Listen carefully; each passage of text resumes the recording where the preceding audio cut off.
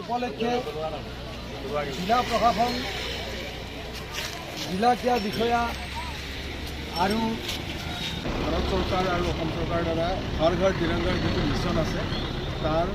এটা awareness programme হিচাপে আজি চাইকেল ৰেলী বৰপৰাস্থিত চিলাৰা ষ্টেডিয়ামৰ ওচৰৰ পৰা আমি আৰম্ভ কৰিবলৈ লৈছোঁ আৰু সকলোকে এই চাইকেল ৰেলীত যিসকলে যোগদান কৰিছে তেখেতসকলক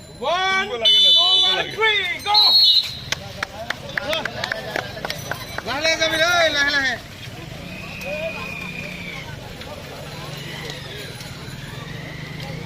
আমি উঠি যাম